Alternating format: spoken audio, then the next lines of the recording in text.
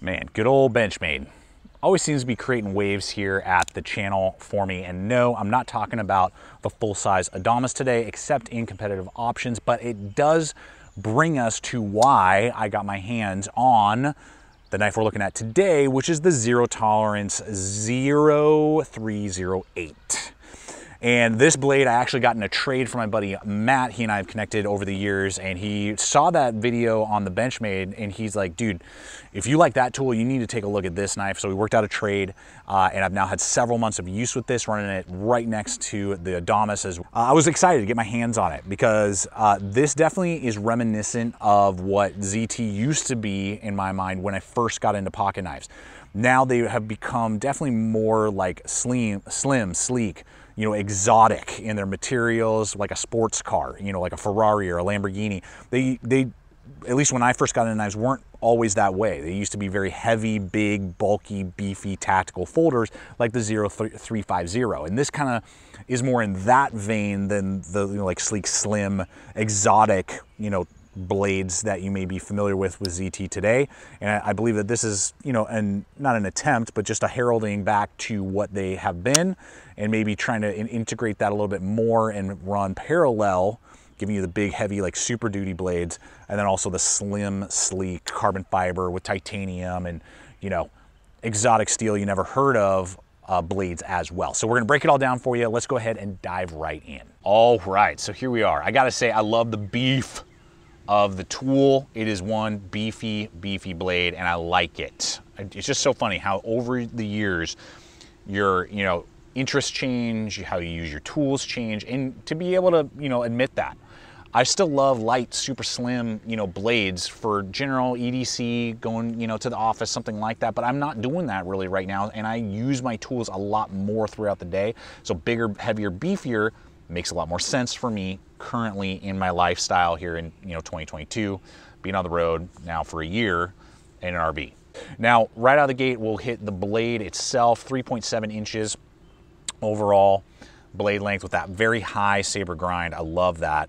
Got a 0.156, so 5/32 of an inch thick back there by the jimp, and basically keeps that almost all the way to the tip. We got excellent swedging for aesthetics there, huge sweeping belly.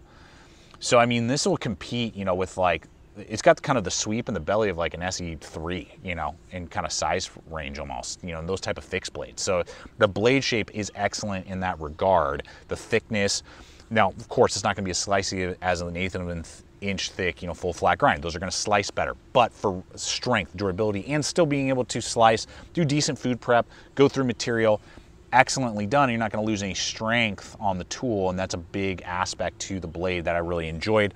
Now, there it is right there, 20 CV steel, Excelente, love it. That is a really good steel, guys. Fighting off the rust very well. I'm in very humid Indiana, been in Pennsylvania, been to Florida, been in Texas with this, and no, you know, rust spots.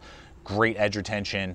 Gonna be, you know, some work to get an edge, fine edge back on it, but that is an excellent, I would argue, premium steel to be having on a tool like this. Definitely an upgrade over like S30V, which is what these used to come with. You know, and when I say used to, like zero tolerances from years back. Now, one thing I really do like on the blade is that it is a manual deployment, not an assisted. A lot of old ZTs like this, old models were assisted opening. So it runs on KVT ball bearing bushings, which means it's very smooth and buttery to open up. It does mean that it won't be as quote unquote, I mean, it is like freaking rock solid. We'll talk about the lock back here in a second, or the frame lock here in a second. They can just get gunked up more than, say, if it was just bronze bushings or something like that, or bronze washers, even washers, honestly. Bronze washers are the most reliable, least maintenance. KVT ball bearing, you know, they're just gonna get gunked up more depending on how you use the tool. You know, if you're in really gritty, nasty environments a lot, you're just gonna have to clean it out more. So that could be a downfall of the knife, or, you know, if you're like, yeah, I use it, but that's not really an issue, or the environments I use it in, there's just not small particles a lot. Well, then great, it's not gonna be a problem. Now, you're able to look back in there through this cutout. I don't know how I feel about the cutout, guys. I've used it a ton now, carried it in all kinds of environments, as you can see, and there's grit and gunk in there. You know, I can blow it out really easy, so that's a positive.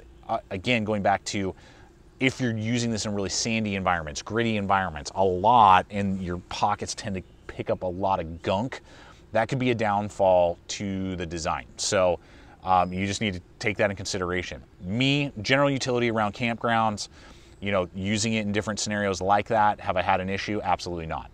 Been totally functional, not an issue, and it's just more of an aesthetic piece than anything else. And if anything, gives me a little bit of maintenance where I can blow those out if necessary. Now the pivot is a custom pivot. Look at how big and beefy that thing is at a quarter-inch thick there at the pivot. So this is a very well-built, overbuilt tool, and actually you can adjust the pivot and do field maintenance, take it apart, work on it with a 1/2-inch wrench. So that I like. It's not like this custom piece, custom tool that some knives out there in this price range, size range, I think even from Zero Tolerance in the past, you needed a custom tool that you had to buy to take the pivot apart. I hate that. That is so dumb. Like now I have to go, either it comes with it, but what happens if I lose it, forget it, whatever. Or sometimes I know certain blades you have to buy it extra. And it's like, are you serious? So it's super nice that it has that's in there. And so that's a super solid portion right there. And that will just bring us right into the frame lock. Titanium frame lock. Look at that, patterned so well. So it's not just a slab of titanium. I love that. Really good and textured, but not grippy in a negative way, you know, or sharp, I guess, in that. And then it does have a hardened steel insert there for the frame lock that hits about 70% of the back of the spine there. Really locked in. I mean, that is freaking solid as a rock. Good detent. I cannot get that thing to flick open. So excellent detent. Good flipper action right there. It's got a little bit of jimp, but it's not sharp in any way, but easy for you to engage. Now, because of how broad the handle is, something to note, I have every once in a while found myself putting a little bit too much pressure on the lock bar, and then I hit the thing. See, I'm squeezing it right now, not gonna come out. Now, it's got plenty of space up here that you just have to learn. You know, because I'm using so many knives all the time, I have to like, oh yeah, once or twice in the beginning when I'm using it for the day, I'm like, oh, why didn't that deploy? I'm like, oh, my thumb's in the wrong place. Now, if you have problems with frame locks and deploying it, like my brother and my dad, for some reason, are just like, when it comes to frame locks, they just can't seem to deploy them very well. Don't go with this knife. This is not a good tool for you. You're gonna be squeezing that bar, and then you're not gonna be happy because you're constantly like, why can't I open this? And you're trying to overcome your pressure of your middle finger on the frame lock. So there you go. No issues, super rock solid, big stop pin right there. That's very thick, large. I mean, so it's a well-built, it's not like this, you know, artistic piece. It's a functional piece. G10 handle scale on this side with a titanium backed piece. So it's heavy at like 6.5 ounces. So if you don't like heavy knives, don't get it because you're gonna feel it in your pocket. Lanyard hole that's large, so you can easily get, you know, a good size lanyard if you want. There are some aftermarket pocket clips. This is an excellent pocket clip, particularly for the style. I would like a little bit for me to grab and pinch and pull out. And it is ambidextrous, so I'd like that too. Because of the flipper, they made it so that righties and lefties, you're gonna really enjoy this. So if you like frame locks or you don't mind frame locks, great, zero issues there. Boom, flip that sucker wide open. Now comes in the price point that we got to talk about here a little bit, and the one competitive option that I brought in earlier. So let's go ahead and hit pricing and competitive options, talk about that Benchmade and just kind of where this fits in.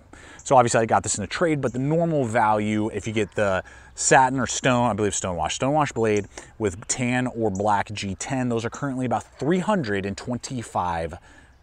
If you go with the black and the tiger striping, which of course is way cooler, that's gonna be about $350. So $325 to $350, that is a lot of money.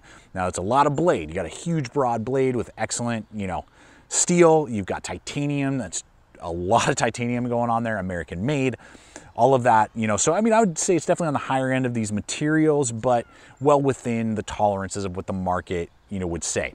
Now, with that being said, I will have links for you guys below if this blade makes sense, or if the Benchmade makes sense, or just, gear in general. I do appreciate when you use the hyperlinks provided for you guys below. Now, for me, this is, definitely designed as a hard use folder, but if you compare it to the Benchmade now, if you were to ask me, okay, strictly for hard use, I would say the Benchmade still wins out for a couple reasons. One is that the axis lock is a little bit easier to engage and disengage than the frame lock when you have heavy duty gloves on, leather gloves, work gloves, those type of things. It's a little bit easier to manipulate than it is to manipulate this guy. The other aspect is also the pivot. The pivot doesn't have as much of a cut in, and doesn't have the ball bearings.